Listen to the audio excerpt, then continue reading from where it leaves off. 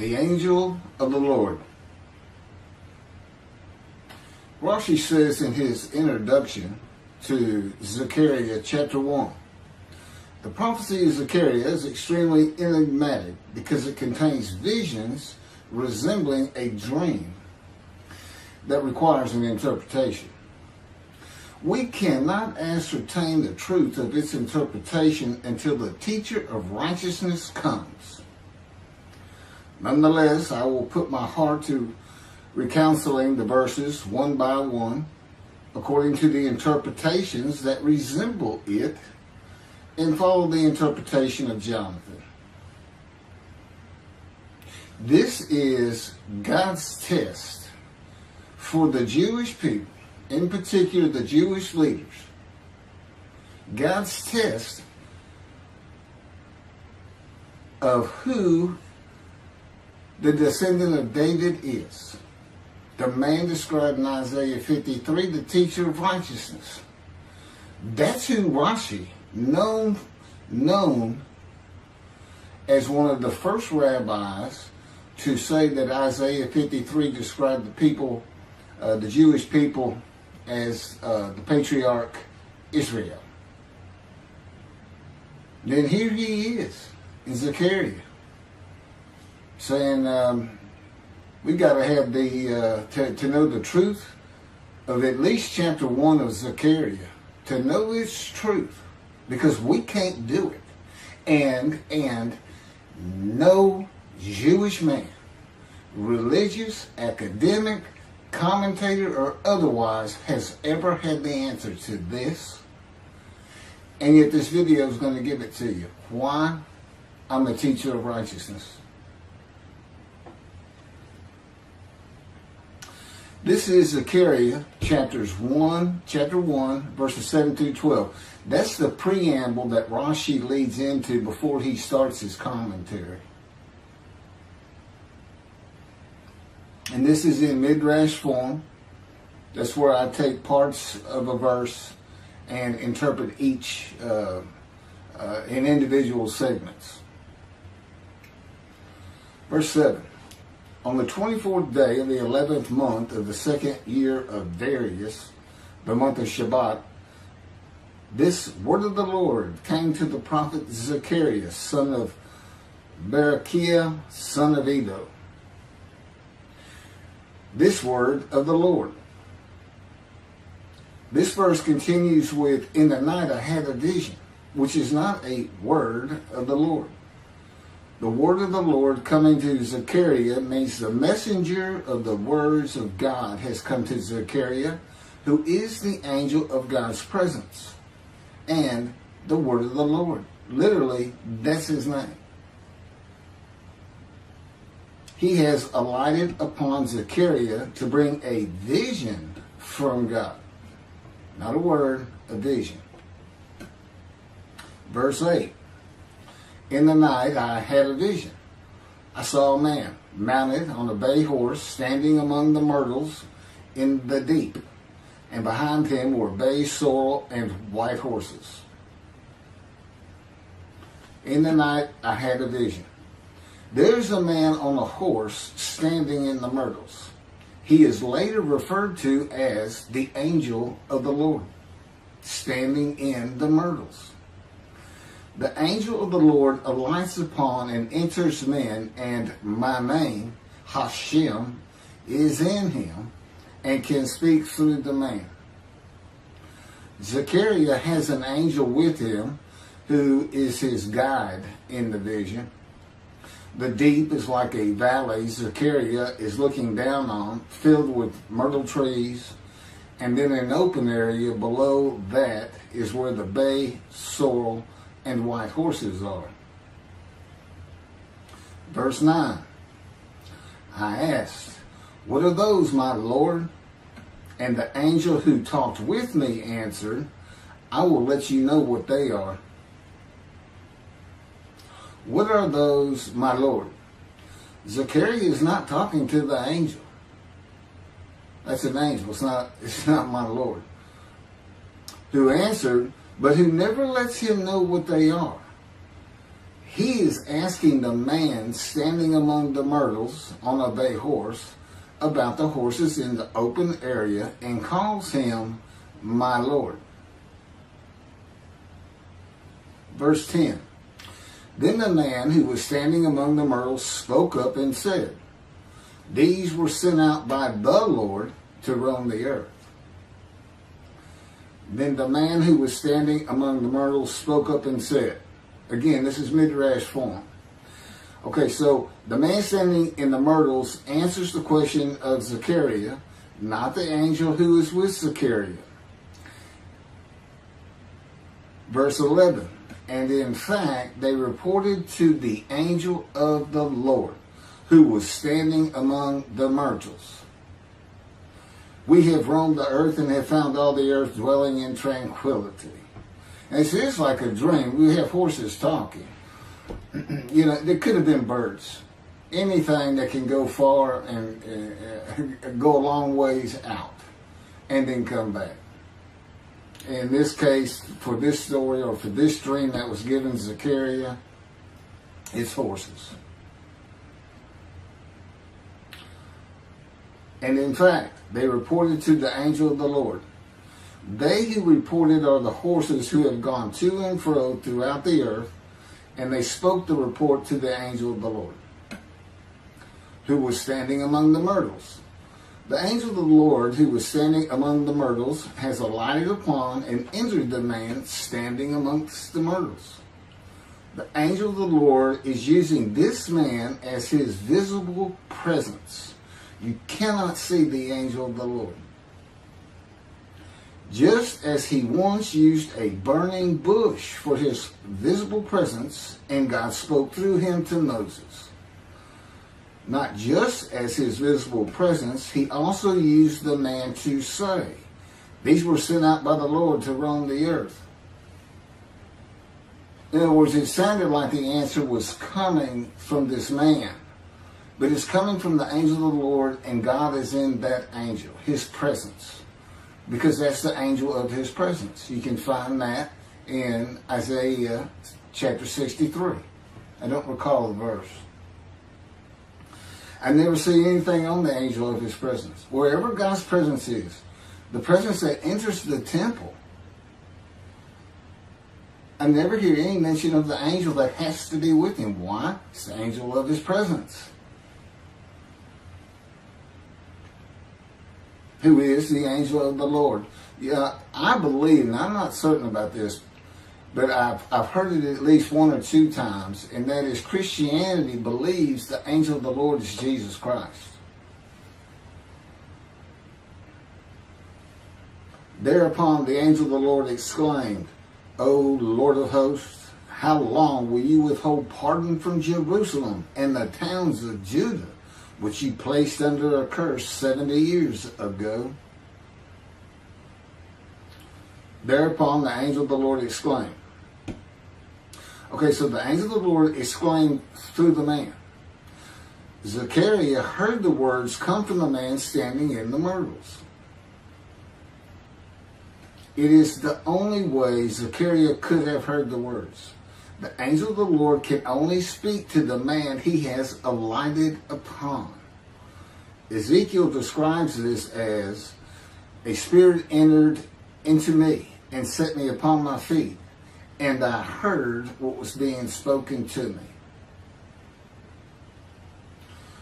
O Lord of hosts, how long will you withhold pardon from Jerusalem and the towns of Judah, which you placed under a curse 70 years ago? The following verses are from the book of Isaiah regarding this curse. Isaiah chapter 43, verse 2. So I profaned the holy princes. I abandoned Jacob to proscription and Israel to mockery. That, of course, is God speaking. The profaning of the holy princesses is God's prophecy of the banishment of King Jeconiah and all his offspring from ever ruling over Judah and Jerusalem again. The line of the kings of Judah ended. The line described king by king in the first book of the New Testament of Christianity. the line of Jesus. The abandonment and mockery are God's prophecy that the northern kingdom and the southern kingdom of the Israelites would be defeated and deported from the promised land. Isaiah witnessed the deportation of the northern kingdom, but the deportations of the southern kingdom were many years after his death.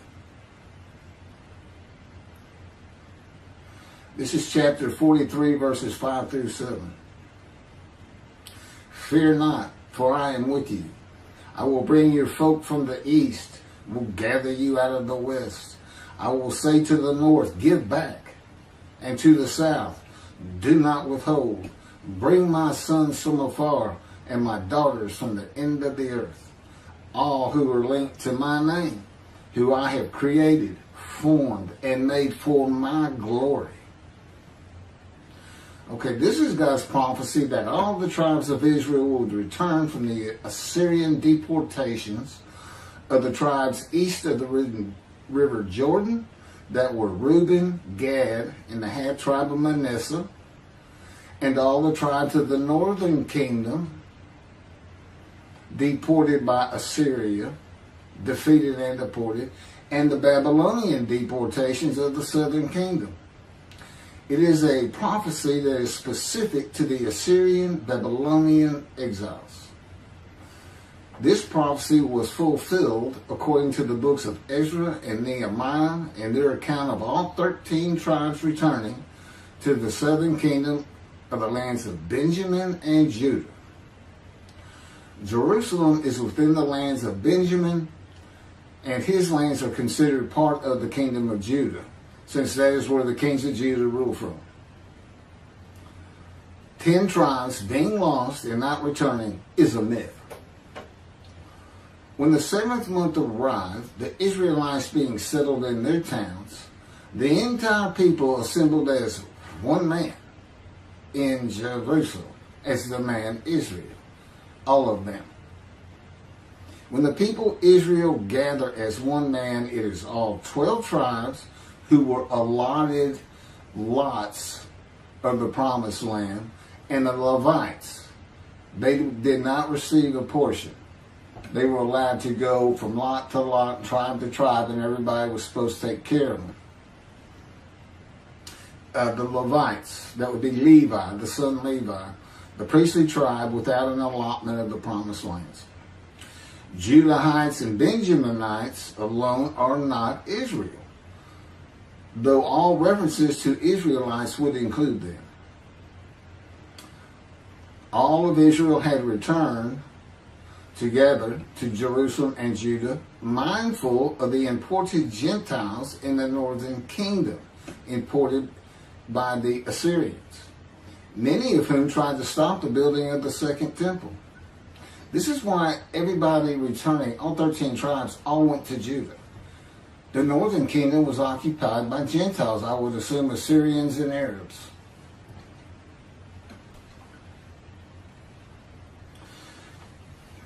This is 1 Chronicles chapter 9, verses 2 and 3. The first to settle in their towns on their property were Israelites, priests, Levites, and temple servants, while some of the Judahites and some of the Benjamites and some of the Ephraimites and Manassesites settled in Jerusalem. That would be Ephraim and Manasseh. Manasseh was such a large tribe, it had to be broken in. It was broken in two. Half of it set up, their allotment was east of the river Jordan by about where Edom would be. And well, that was the tribe of Gad. Not Edom, Gilead, where the Tishbite, Elijah, the Gentile, was an inhabitant.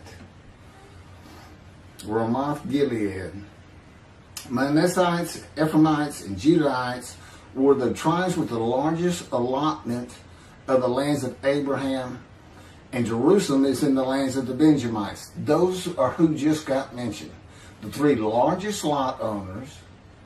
Okay, Benjamin, that's where Jerusalem is. He's important. And of course the priests, the Levites. So Ephraim and Manasseh were not lost tribes, as many believe from writings outside of the Bible. There never were lost tribes according to the Bible. Okay, so all 13 tribes returned and settled in new towns. The accounts of the deportations indicate there was not much left of the old towns. There is no account of how the new towns were settled, though it is unlikely it was based on prior ownership. The exile lasted too long for the deported owners to still be alive, and the tribes of the northern kingdom had to build new towns to live in. It also says the Levites settled in on their lands. So everybody had to pick and choose, and I'm sure the the strong and wealthy got the best places, and again, many just settled in Jerusalem. Okay, this is Isaiah chapter 43, verse 14. Thus said the Lord, your Redeemer, the Holy One of Israel, for your sake I send to Babylon. I will bring down all her bars, and the Chaldeans shall raise their voice in lamentation. This is God's prophecy that Assyria would be conquered by the Babylonians, who were defeated by the Chaldeans. But they actually go back and forth and actually became somewhat intermingled, Chaldeans and Babylonians. And that he would raise up the Gentile anointed king Cyrus of Persia to conquer them, to clear the way for all the tribes to return. That's how he cleared the way to the desert or made rivers for them. Basically, he got Cyrus to release them. Chapter 43, verse 25. And I never hear anything about this. It is I who, for my own sake, wipe your transgressions away and remember your sins no more. Okay, this is God doing, and he says this, something new. I'm going to do something new for the Israelites. This story repeats with the new covenant that includes sin forgiveness of the Jewish people that arise with Elijah and the angel of the covenant after the exiles of the Roman dispersal return to the land of Israel in a time to come. That's from Jeremiah chapter 31.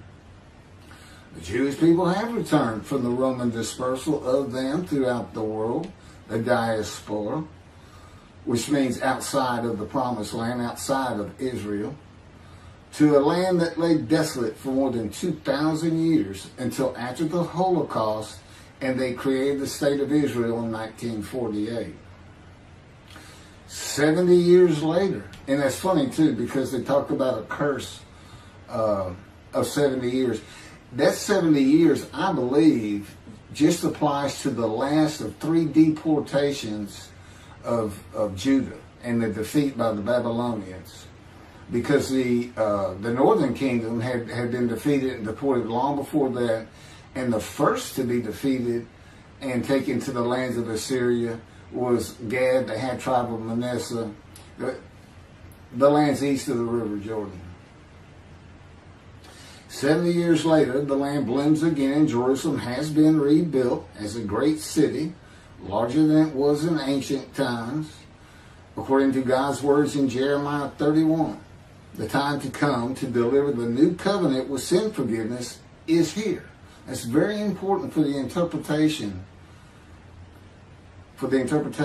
of at least chapter 1 of Zechariah. That means the angel of the covenant that you desire of Malachi 3 is on his way, followed by God and the messenger Elijah.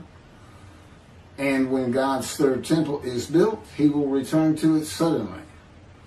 This is the day of the Lord. That's Malachi chapter 3. Now, Zechariah is in Jerusalem, and the construction on the second temple is about to begin.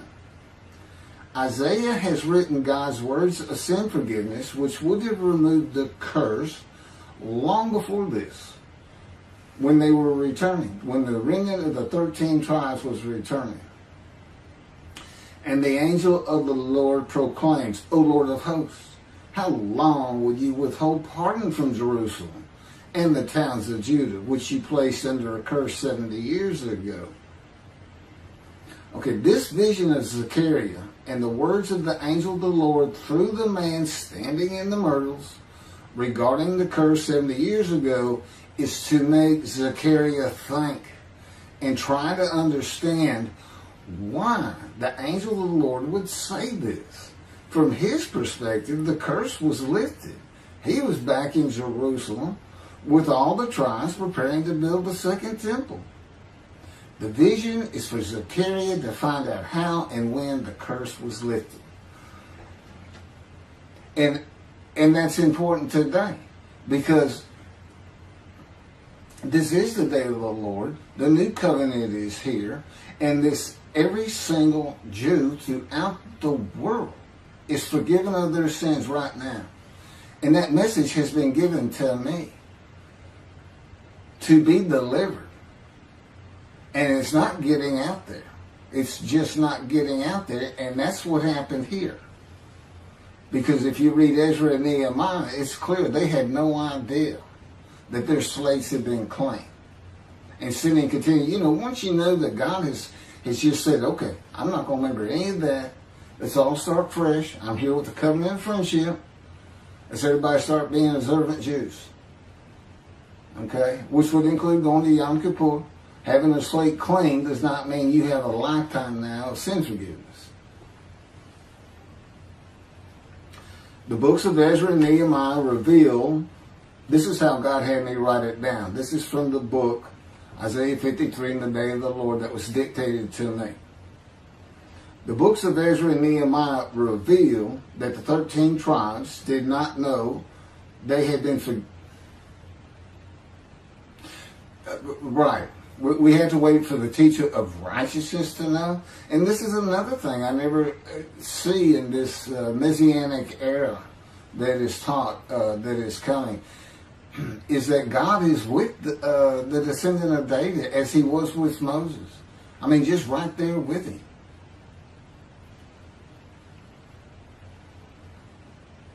The books of Ezra and Nehemiah reveal that the 13 tribes did not know they had been forgiven of their sins to be a holy seed in the building of the second temple.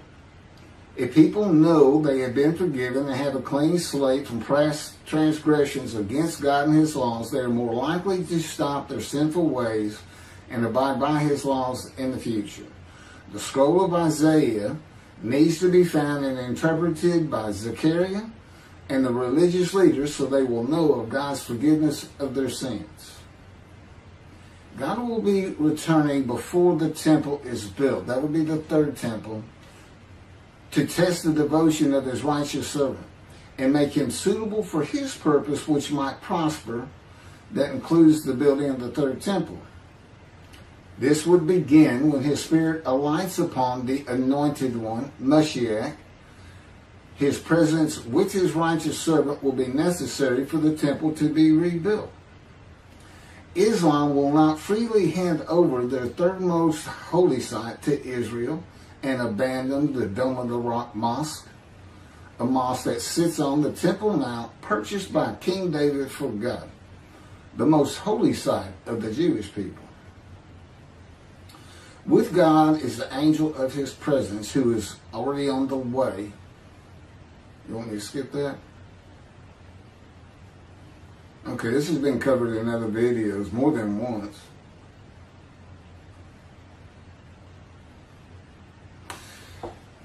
The prophet like Moses will have other similarity to Moses beyond writing God's words at his command and direction. As this was written, at God's command and direction, I typed those words. To the greatest degree possible for any human being, Moshe's identity and existence became one with the Creator. Now that's who you're looking for when you say the prophet like Moses. It's not Joshua. I've heard that one, which is, it says right there on that page, there's never been another prophet like Moses. Well, his attendant Joshua standing right there, if that's... Anyway. Moshe's identity and existence became one with the Creator. I don't think you can say that of Joshua. I don't think you can say that of any man until the Spirit of God alights upon him in chapter 11 of Isaiah. He surrendered himself to God to the extent that our sages say the Shekinah, divine presence, which is the angel of his presence, who is the Holy Spirit. He's an angel, and his body is not human form with wings. His body is the Spirit of God. Wherever God is, his Spirit is. Wherever his presence is, the angel of his presence is. They're always together. So when they alight upon a man and say, okay, we have tasks for you, that man immediately becomes a man in divine beings. And that's the Shekinah. That's the Spirit of God and the presence of God entering into the temple, which would include the angel of his presence. The Shekinah spoke through Moshe's throat. As I have mentioned, God can speak through me. You're only going to know it, just like with the man standing in the myrtles, by the words that are spoken. Okay? Because it's my voice. But it's not me. You know, I can tell the difference. You can't, other than those would be how God would state it. And you can, if you watch closely, you can see it happen in all these videos. I mean, for the most part. Where God just, you know, he just throws out a sentence or two. And I just keep going, you know. I let him get done, and I just pick up from there. We've been working on this for over 13 years. That's from the Zohar, Volume 3, page 232a. And then it says, i.e., he was God's veritable mouthpiece on this earth. That's from the Sefer Hashikos 5749, Volume 1, page 290, and a footnote. The prophet, like Moses, will also have the answer to these questions. Quote, the great Jewish philosophers try to understand the question of how Moses heard God literally, some insisting that God spoke actual words and Moses heard them with his ears, while others suggest that God's speech was communicated silently to Moses' intellect and only uttered in sound by Moses himself. Maimonides, Rambam, even as he affirmed the communication between God and Moses as a fundamental Jewish belief, ultimately conceded the mysteriousness of that process. The entire Torah reached Moses from God in a manner which is figuratively described as speech. But no one has ever known how that took place except Moses himself, whom that speech reached. That's commentary on the Mishnah, Sanhedrin, chapter 1. Well, I have the answers, and I've been telling you the answers. God is in his Spirit.